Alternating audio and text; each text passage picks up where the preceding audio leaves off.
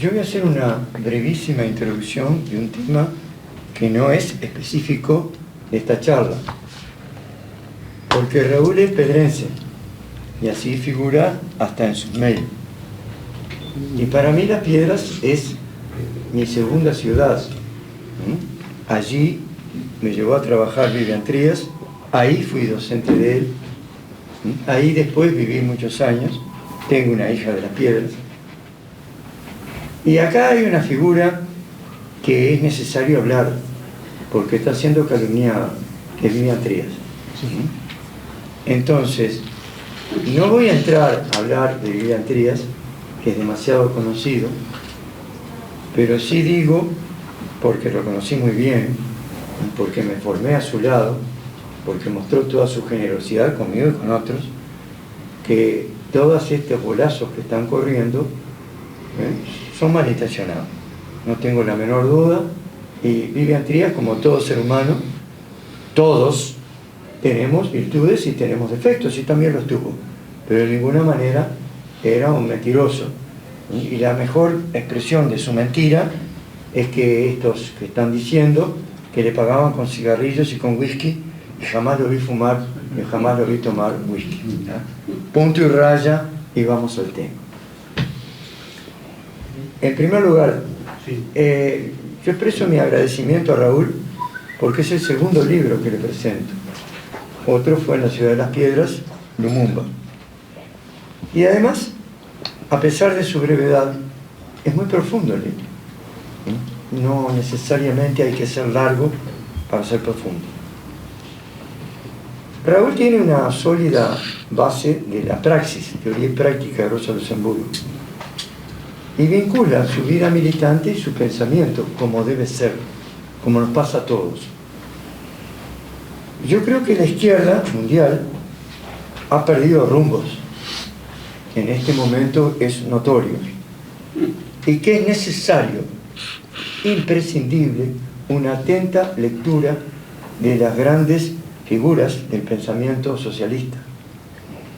Y cuando digo eso, no digo para decir amén a todos lo que ellos hayan dicho, porque así, para empezar, como Carlos Marx tuvo desaciertos, también los tuvo Rosa Luxemburgo o cualquiera. Nadie en la vida acierta y acierta y acierta. El que cree eso es un imbécil, con todos los respetos de todos. Y en el caso de Rosa Luxemburgo, como de otras figuras del pasado, tenemos nosotros la ventaja de poseer, como se estila decir, el diario del lunes. Hechos que sabemos que ocurrieron y que los que vivían en ese momento no podían saberlo en su totalidad. Yo creo que hay pocas conclusiones que voy a señalar del libro, tomando los capítulos, por eso voy a leer algunos pasajes. Raúl dice que Rosa aporta en la lucha contra el revisionismo en el tema relación, reforma y revolución, y afirma que el camino legal conduce a cambios no esenciales. Eso lo dice Rosa Luxemburgo, y conviene que lo tengamos presente en nuestro tiempo, en nuestra América y en nuestro país. En segundo lugar, habla del rol de la huelga de masas señalada por Rosa Luxemburgo. Tercero, su militancia pacifista.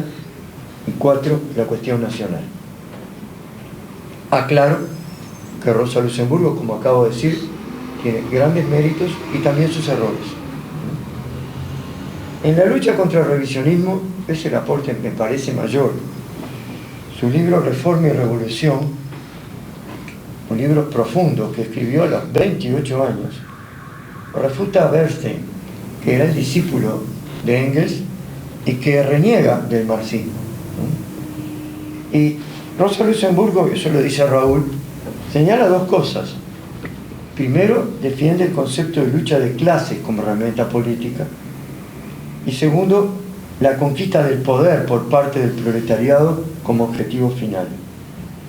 Y le critica a Bernstein desear convertir al movimiento obrero, textual, lo dice Raúl, en un remendón encaminado a la salvación del orden capitalista. Rosa plantea la relación de reforma y revolución, que no es una disyuntiva excluyente. Yo diría que muchas veces las revoluciones empiezan planteando reformas, y que en la medida en que llevar adelante esas reformas supone la reacción furibunda de las clases dominantes, para seguir adelante con la reforma se hace necesaria la revolución. Hay una relación de ese tipo, de simbiosis entre reforma y revolución. Pero cuidado con ir por el camino exclusivo de las reformas, en lugar y en oposición a la conquista del poder. Porque lo señala bien Raúl, que lo dice Rosa, que quien solo toma el camino legal está eligiendo otra meta. Cambios no esenciales, que no van a fondo, que mejoran la imagen de un sistema, pero no lo cambian sustancialmente. Siempre es bueno leer las obras en el presente, lo que no podía hacer Rosa. Pero cuando yo leo a Rosa Luxemburgo, a Lenin, al que sea, medito en nuestro tiempo. Y cuidado con que en este tiempo, en la región, los progresismos se han quedado en eso, en reformas, y no han pasado de reformas. Y así les ha empezado a ir en países vecinos y a poner las barbas en remojo en el nuestro. Rosa combate entonces a Bernstein, sobre todo aquella idea de Bernstein de que el objetivo final no es nada, que el movimiento lo es todo, perdiendo de vista hacia dónde vamos. Y dice Rosa que olvida Bernstein los tres elementos fundamentales que anticipan la llegada de la revolución: la declinación inevitable del capitalismo, producto de sus contradicciones; la progresiva socialización del proceso productivo; y la conciencia de clase y creciente organización de la clase obrera. Dice que Bernstein opta por un tibio reformismo basado en el cooperativismo y la lucha sindical. Y yo creo que hay que pensar en el hoy. Y en el hoy, el tercer elemento, la conciencia de clase y la creciente organización de la clase obrera, está cuestionada. Está cuestionada porque el capitalismo ha sido suficientemente inteligente que ha sabido alienar al conjunto del pueblo trabajador, y tenemos que dar, dijera Fidel Castro, la batalla ideológica como la principal de las batallas para poder desmontar a este sistema. Rosa además señala el papel útil de la democracia parlamentaria, pero dice que al proletariado no le basta, necesita el mazazo de la revolución. Y Rosa a su vez observa los dos extremos negativos: el oportunismo, que es esto que hoy le llaman pragmatismo, y que es acomodarse y más o menos revolverse para no hacer nada. Y en su momento ella dice el anarquismo, habla del sarampión anarquista, pero no lo desarrolla mucho porque no pesaba en su tiempo. Yo creo que una cosa que importa es, cuando analizamos esto, ver que cada sociedad es distinta, que no hay, para hacer un camino al socialismo, una línea, un proceso lineal, primero A, después B, después C, sino que todo eso se va a ir orquestando en función de la realidad concreta. Huelga de masa, segundo aporte que señala Raúl.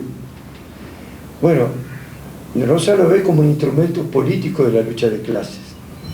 Y escribe en el año 6, ahí Rosa Luxemburgo tenía 35 años, murió en los 48, mejor dicho, la asesinaron. Huelga de masas, partido y sindicatos. Lo escribe tras la Revolución Rusa. Y después que ella se conecta, después de haber estado mucho tiempo en prisión, con los bolcheviques en Finlandia. Y dice que la huelga de masas no se puede separar del análisis concreto. Y hace una relación entre la huelga de masas y la revolución, que da para pensar. Ustedes lo van a leer, yo no voy a citar acá a Rosa. La revolución origina la huelga de masas, dice Rosa. Yo pienso que a veces puede ser al revés. Por lo menos en el Uruguay, si hubiera habido quien impulsara la revolución, esa hubiera empezado, como de hecho empezó, por la huelga general. Después quedó en agua de borrajas porque no hubo capacidad para convertir la revolución. Bien, ¿cuál es el papel de la socialdemocracia? Recordemos que entonces socialdemocracia era todo. No le damos el sentido de hoy. Socialdemocracia era Lenin, era todo. Y él dice que el partido no puede ser el director técnico, ni puede convocar a la huelga general a su antojo. La gran tarea es la dirección política del movimiento de masas en conjunto. Y aquí me voy de tema. Hay una riquísima discusión entre Rosa Luxemburgo y Lenin acerca de cuál es el papel del partido. Lo que ocurre es que todos los seres humanos estamos pensando en función de la realidad que vivimos. Y Rosa vivía, a pesar de ser polaca, en Alemania, con un proletariado muy desarrollado, con un capitalismo muy desarrollado, y Lenin vivía en una Rusia con un proletariado en cierto modo embrionario, en plena ilegalidad. O sea, que piensan los mismos temas desde ópticas distintas y naturalmente tienen enfoques que no son iguales. Tercer elemento, su militancia pacifista. Bueno, claro, acá a Rosa le toca pasar el momento en que cuando viene la guerra del 14, la socialdemocracia levanta la mano votando los créditos de guerra y se escudan en que Alemania no tiene una guerra de conquista. Salvo Karl Liebknecht, que después es asesinado junto con Rosa Luxemburgo, están en contra, pero por disciplina partidaria votan los créditos de guerra. Dicho sea de paso, yo le tengo un enorme miedo a la disciplina partidaria. Y cuando le dicen a Lenin que eso era cierto, Lenin no podía creer. Dice, esto es mentira de la prensa alemana, ¿cómo estos van a votar los créditos de guerra? Lo ha votado. Bien, la mayor parte de la guerra, primera, Rosa la pasa en prisión por una militancia pacifista. Y escribe, avergonzada, deshonrada, nadando en sangre y chorreando mugre. Así vemos a la sociedad capitalista. O sea, Rosa culpa a la sociedad capitalista. Y también señala que le parece que la guerra es una ofensiva contra el pueblo serbio. Yo les recuerdo, porque no todos tenemos presentes los hechos, que la Primera Guerra Mundial arranca cuando matan al archiduque de Austria-Hungría y lo mata un revolucionario, un nacionalista serbio. Y entonces a partir de ahí hay quienes apoyan a Austria-Hungría y quienes apoyan a los serbios. Y en última instancia, yo no digo que la Primera Guerra, que es una típica guerra de rebatiña interimperialista, pero en última instancia también entronca con el problema del nacionalismo serbio. Rosa es liberada en enero del 16, la vuelven a meter presa en julio, permanece en prisión hasta noviembre del 18, y ahí hay un cisma en la socialdemocracia alemana, porque ahora sí Carlos Liebknecht vota en contra de los créditos de guerra. Y entonces se parte eso, y Rosa llega a escribir, salida de prisión, las tesis sobre la socialdemocracia, tesis sobre las tareas de la socialdemocracia internacional, que da origen primero a la Liga Espartaco, noviembre de 1918, en homenaje al el jefe de la rebelión de esclavos en Roma, y un mes después a la fundación del Partido Comunista. Y quiero señalar otra cosa, que no está dicho, no puede decir todo Raúl, que Rosa Luxemburgo tuvo la inteligencia de advertir que en Alemania no iba a haber una revolución. Y la matan ahí. Cuando otros, también Lenin, se comió, dijera nuestro ilustre filósofo Kessmann, se comió la pastilla, que Europa estaba pronta para la revolución, cosa que no estaba. Bien, por otro lado, es bueno señalar que esa revolución alemana, negada en sangre en el año 19, fusilados cientos, 5.000 procesados, muchos condenados a muerte. Rosa muerta, de ahí viene el título, que lo pone Galeano. Cuando la matan, pierde un zapato. Entonces dice Galeano que muchos recogen el zapato como emblema de la lucha de Rosa. Y bueno señalarlo que en Baviera es la cuna del nazismo. Allí donde aplastan a la insurrección socialista, se gesta el nazismo, que va, como todos ustedes, a triunfar, por suerte, por el tiempo. El último análisis de Rosa habla de la Revolución Rusa.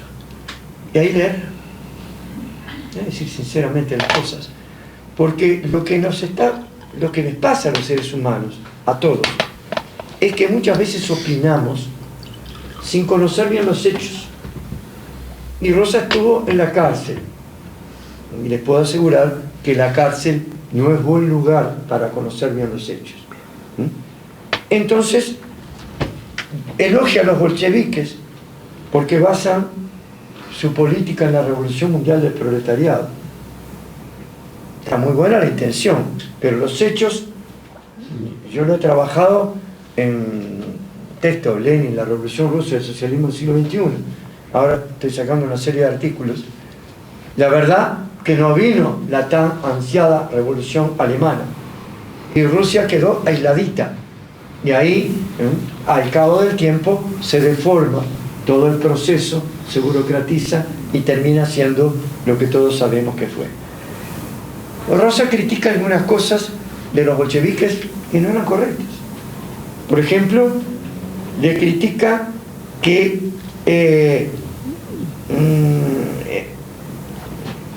permitir la ocupación y repartición inmediata de la tierra a los campesinos. Lo que pasa es que los campesinos no eran socialistas, querían la tierra. Y si los bolcheviques no le dan la tierra, ahí se acababa la revolución. Como dicho sea de paso, otras transacciones que tienen que hacer los bolcheviques es la paz con Alemania, la famosa paz de Brest-Litov, que se dieron la mitad o 3/4 partes del territorio ruso, no me acuerdo exactamente, y que después eso se derrumbó porque perdió Alemania. Pero Lenin tuvo que ceder, porque si no perdía todo. Y en política muchas veces hay que ceder para poder ganar algo. Bien, creo que Rosa analiza bien un aspecto de la revolución bolchevique. Dice que la dictadura del proletariado no puede suprimir las instituciones democráticas. Y escribe: sin elecciones generales, libertad de prensa y de reunión ilimitada, lucha libre de opinión y en toda institución pública, la vida se extingue, se torna aparente y lo único activo que queda es la burocracia. Eso fue lo que pasó en la Revolución Rusa. El problema es que, como largaron la revolución, después no podían marcha atrás porque los mataban a todos. Y en última instancia, eso, mal gestado, mal parido, digamos, termina generando otra cosa, a mi juicio, que no es el socialismo, que un alemán, Rudolf Baro, llama protosocialismo, socialismo en estado de barbarie. Pero me voy de tema. La cuestión nacional, Rosa tampoco ahí es fina, porque no analiza algunas cosas que Lenin, que vive un poquito más, tiene la posibilidad de discutir. Hay un líder indio, Roy, que discute con Lenin, cuando Lenin habla de los movimientos democráticos burgueses en las colonias. Y Roy le dice que la burguesía no está con la revolución, que está tomando algunas medidas contra el imperialismo, pero que en última instancia está de acuerdo. Y eso después los bolcheviques lo modifican. Ya Rosa había fallecido cuando eso ocurrió. Y me quedo con lo último, el sentido de la vida de Rosa, que creo que es una cosa que Raúl señala muy clara, ¿no? Los seres humanos muchas veces tenemos necesidad de convertir nuestras debilidades en fortalezas. Rosa lo hace. A los 5 años estuvo un año en la cama por una enfermedad en la cadera. Y ahí, solita, aprende a leer y escribir. Tiene la suerte de estar en una zona de Polonia rusa, habla ruso. Su padre es un empresario, también habla polaco, y después se va a Alemania. Maneja 3 idiomas. Esa es una primera contra que tiene Rosa Luxemburgo, su salud. Pero eso la lleva a la disciplina. En segundo lugar, ser judía y ser mujer. Y Rosa Luxemburgo carga con todo eso para, de alguna manera, mostrar que es posible superar las distintas adversidades de la vida. Y la suya fue una pasión excluyente, la construcción del socialismo. Le dedica lo mejor de su talento, de sus fuerzas, subordina todos los aspectos de su vida. Rosa generosa, no dice, aquí me conviene ir, aquí no me conviene ir. Agarra viaje en todas las posibilidades que tiene de influir. Algunas con más éxito, como siempre nos pasa, y otras con menos. Pero no se pone en pedante, yo soy Rosa Luxemburgo. Va a donde la llama. Y yo creo que acá está la base de lo que es una ética marxista. Otorga prioridad a los intereses colectivos sobre las necesidades de los individuos particulares, inclusive los propios. Dijera Mao Zedong, primero el pueblo, último yo. Y Raúl, que ahora lo veníamos hablando, porque él es cristiano, pero es materialista histórico. Yo les recuerdo a ustedes que se puede ser cristiano, lo que no se puede ser materialista dialéctico, porque ahí está la base del materialismo que se opone a la religión. Pero la traducción del materialismo dialéctico a la historia puede ser perfectamente compartido por un cristiano. Y a mí me parece que hoy eso es lo esencial. Y Rosa Luxemburgo, en otro pasaje, no lo cita Raúl, escribe sobre la sociedad socialista.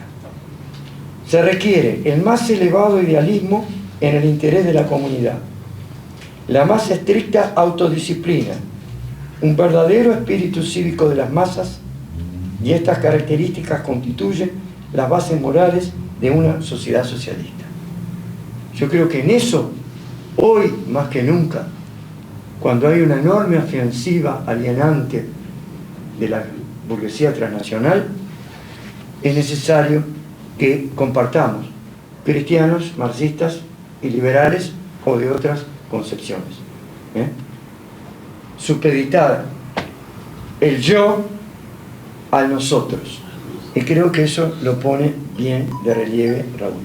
Entonces a mí lo que me agrada de esto es que partiendo de bases filosóficas distintas, porque Raúl es cristiano y yo soy marxista, podemos, en cierto modo, trabajar juntos, como en tantos otros periodos de la historia, para construir un mundo mejor. Se lo dejo a Raúl.